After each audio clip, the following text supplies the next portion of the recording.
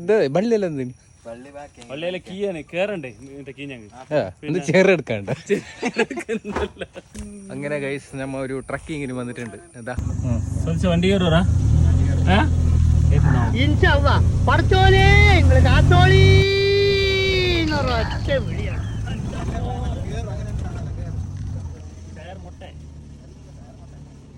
വണ്ടി താഴേക്ക് പോല ചങ്ങായി കേറലറാ.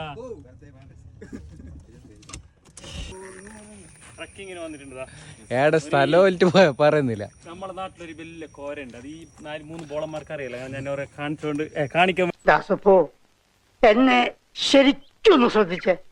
എന്റെ പെരുമാറ്റത്തില് എന്തെങ്കിലും പന്തികളുണ്ടോന്ന് ഒന്നും നോക്കിക്കേ. കോര ഈ ബള്ളിയിലെല്ലാം കീവാണ്. കുറച്ച് റിസ്ക് ഉണ്ട്. നമ്മളെ ക്യാമറമാൻ ക്യാമറ എല്ലാം എടുത്തോണ്ട് വന്നിനി. എന്തെല്ലാം കിട്ടുന്നല്ലേ നമുക്കറിയാം.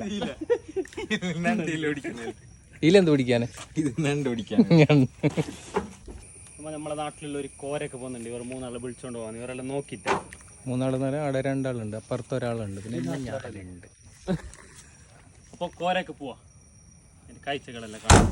സൈസപ്പാ പോവാ. ഇതാണ് ഗൈസ് നമ്മൾ പോകുന്ന കോരക്ക് പോകും.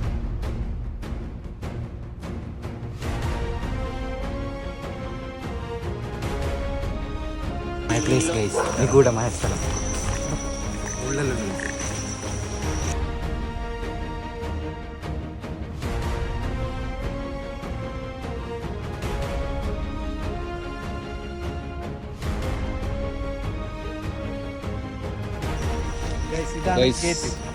ഇതാണ് കോരൻ്റെ ഗേറ്റ്. അങ്ങനെ ആർക്കും പെർമിഷൻ ഇല്ല. നമ്മൾ പ്രശ്നം പെർമിഷൻ എടുത്തിട്ട് അങ്ങനെ പറയണ്ട. നീ തുറക്ക്.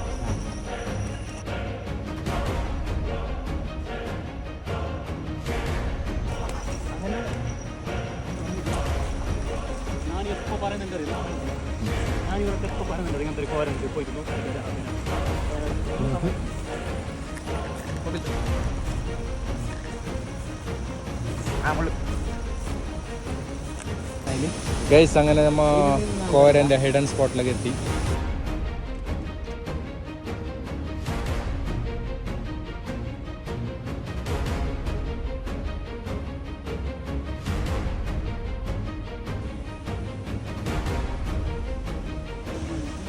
ഇതാണ് പ്രഷർ. മുമ്പ് കല്ലെല്ലാം എടുത്തോണ്ടേ ഇപ്പോൾ കുറേ കൊല്ലമായി ഇത് നിർത്തിയിട്ട്.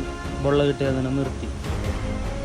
അതെങ്കിൽ ഇപ്പോൾ വെള്ളം ഇങ്ങനെ ഡ്രൈ ആകുന്നില്ല. ഇങ്ങനെ ഉണ്ടാവില്ല ഫുള്ള്.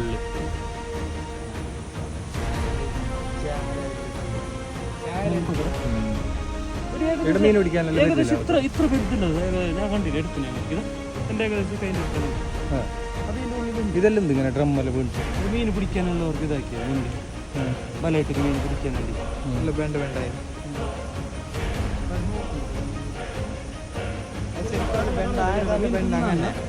ഒരു വലിയ മീനാടല്ലോ പോന്നാ സൂമാക്കിയത്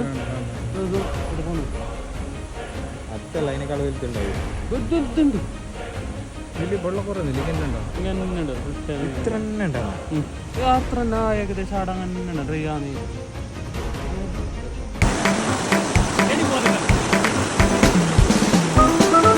ആർക്കും